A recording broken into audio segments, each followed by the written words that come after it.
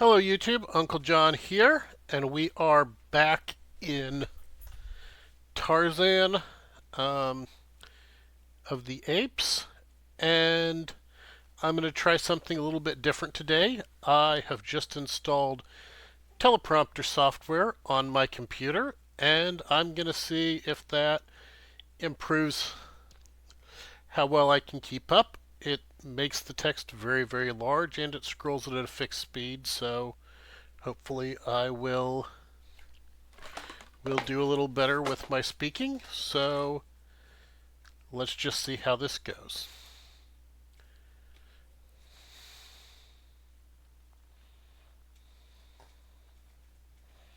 There's going to be a little bit of dead air while the scrolling actually gets to the area where I'm going to read them.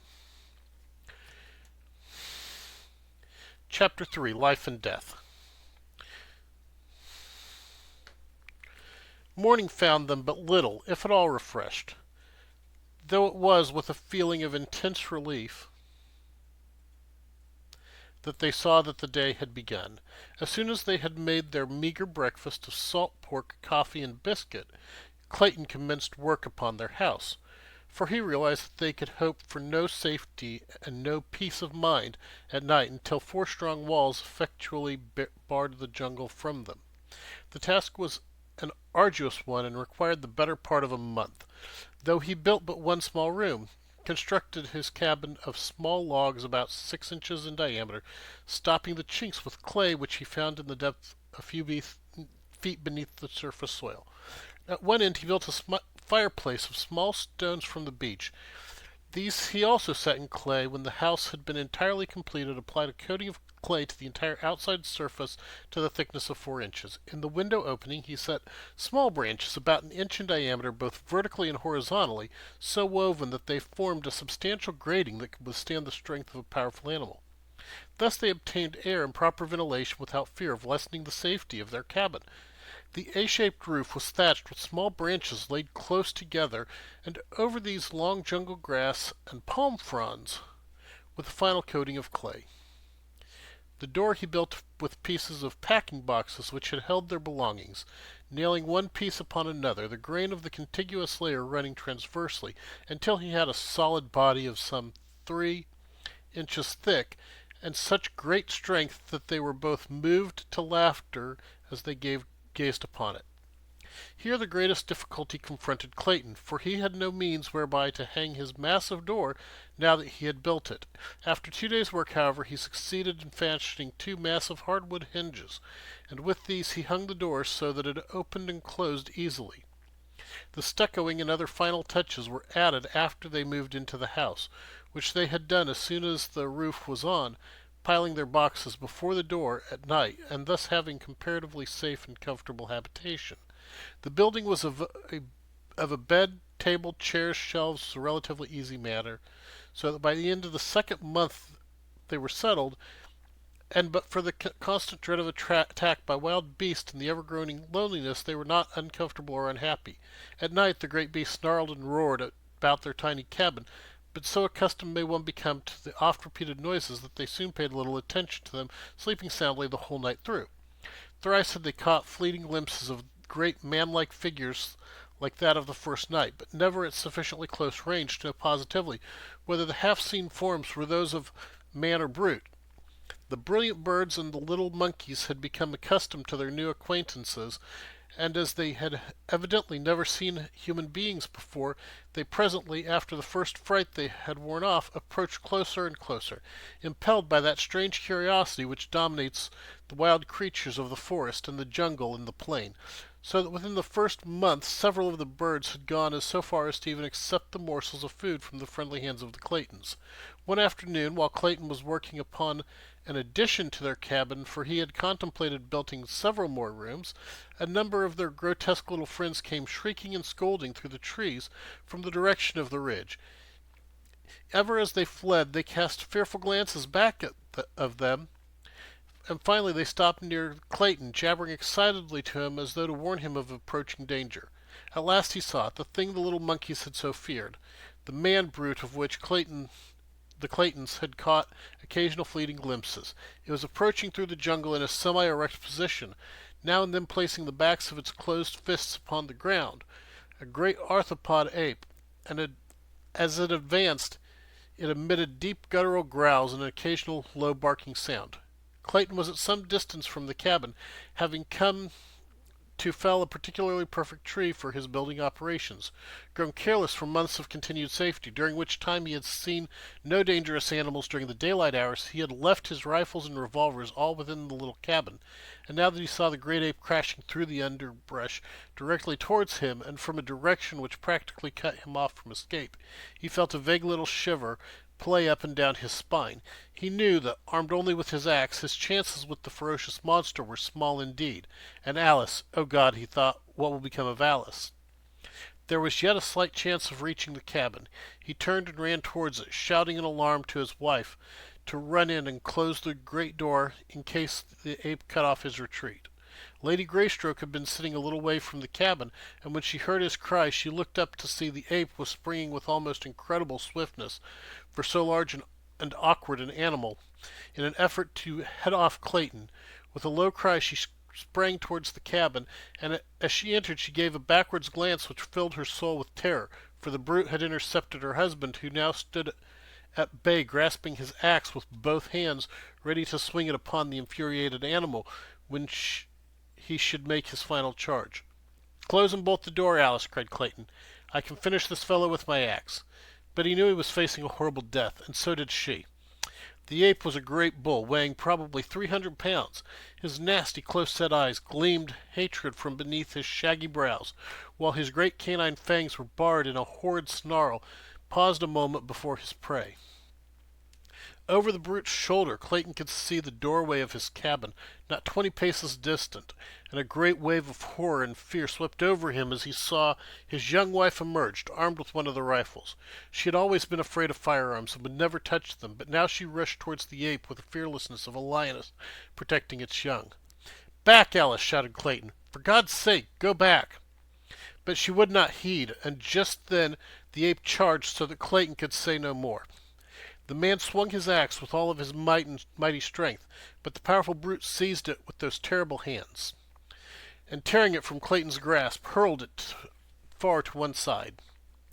With an ugly snarl he closed upon his defenseless victim, but ere his fangs had reached the throat they thirsted for, there was a sharp report, and a bullet entered the ape's back between his shoulders. Throwing Clayton to the ground, the beast turned upon his new enemy. There before him stood the terrified girl, vainly trying to fire another bullet into the animal's body. But she did not understand the mechanism of the firearm, and the hammer fell futilely upon an empty cartridge. Almost simultaneously Clayton regained his feet, and without thought of the utter hopelessness of it, he rushed forward to drag the ape from his wife's prostrate form. With little or no effort he succeeded, and the great bulk rolled inertly upon the turf before him. The ape was dead. The bullet had done its work. A hasty examination of his wife revealed no marks upon her, and Clayton decided that the huge brute had died the instant he had sprung towards Alice. Gently he lifted his wife's still unconscious form and bore her to the little cabin, but it was fully 2 hours before she regained consciousness. Her first words filled Clayton with a vague apprehension. For some time after regaining her senses, Alice gazed wonderingly about the interior of the little cabin, and then with a satisfied sigh she said, "Oh, John, it's so good to be really home." "I've had an awful dream, dear. I thought we were no longer in London, but in some horrible place where great beasts attacked us." "There, there, Alice," he said, stroking her forehead. "Try to sleep again, and do not worry your head about bad dreams." That night a little son was born in the tiny cabin beside the primeval forest, while a leopard screamed before the door, and the deep notes of a lion's roar sounded from beyond the ridge. Lady Greystoke never recovered from the shock of the great ape's attack, and though she lived for a year after her baby was born, she was never again outside the cabin, nor did she ever fully realize that she was not in England. Sometimes she would question Clayton as to the strange noises of the nights, the absences of servants and friends, and the strange rudeness of their furnishings within her room. But though he made no effort to deceive her, she never could grasp the meaning of it all. In other ways she was quite rational, and the joy and happiness she took in the possession of her little son and the constant attentions of her husband made that year a very happy one for her, the happiest of her young life.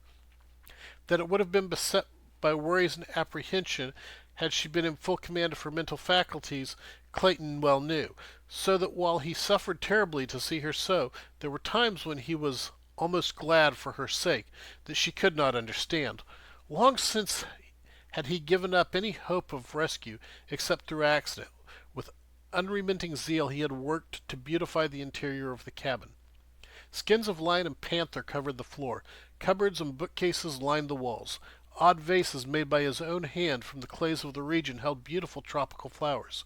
Curtains of grass and bamboo covered the windows, and, most arduous task of all, with his meager assortment of tools, he had fashioned lumber into neatly seal the walls and ceiling and lay a smooth floor within the cabin. That he had been able to turn his hands at all to such unaccustomed labor was a source of mild wonder for him, but he loved the work because it was for her and the tiny life that had come to cheer them through, though adding hundredfold to his responsibilities and to the terribleness of their situation. During the year that followed, Clayton was several times attacked by the great apes, which now seemed to continually infest the vicinity of the cabin.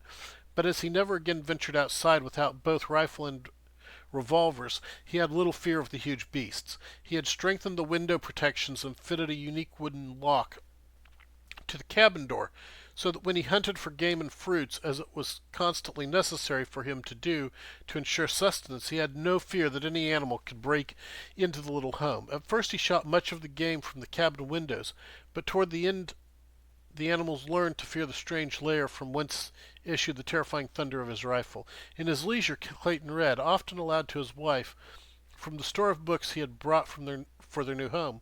Among these were many for the little children, picture books, primers, readers, for they had known that their little child would be old enough for such before they might hope to return to England. At other times Clayton wrote in his diary, for which he had always been accustomed to keep in French, and which he recorded the details of their strange life. This book he kept locked in a little metal box. A year from the day her little son was born, Lady Alice passed quietly away in the night. So peaceful was her end that it was hours before Clayton could awake to a realization that his wife was dead. The horror of the situation came to him very slowly, and it is doubtful that he ever fully realized the enormity of his sorrow and the fearful responsibility that had devolved upon him with the care of that wee thing, his son, still a nursing babe. The last entry in his diary was made the morning following her death, and there he recites the sad details in a matter-of-fact way that adds to the pathos of it, for it breathes a tired apathy born of long sorrow and hopelessness, which even this cruel blow could scarcely awake to further suffering. My little son is crying for nourishment. Oh, Alice, Alice, what shall I do? And John Clayton wrote his last words. His hand was destined ever to pen. He dropped his head wearily upon his outstretched arms, where they rested upon the table he had built for her, who lay still and cold on the floor beside him. For a long time no sound broke the deathlike stillness of the jungle midday, save the piteous wailing of the tiny man-child. And that has been Chapter 3 of Tarzan of the Apes. I do hope that you enjoyed it. Coming up are going to be some chapters that may be a little more controversial. Please keep in mind that Edgar Rice Burroughs lived in a very different time, and he was an excellent writer, but a lot of his political and racial opinions would not be acceptable today. But I am going to go ahead and continue reading, and other than when I make mistakes, it will be exactly as is in the book. Please remember to like, comment, and subscribe down below. And if you have any other books that you would like me to read, also go ahead and put those in the comments. And now I guess I'm going to go ahead and get to work on videoifying this. I did not screen record the teleprompter, and I do not intend to do that. Tell me if you think that I did okay with this format, though, with this method, and I will see you all in the next one. Thank you very much, and I do hope that each and every one of you has a wonderful day.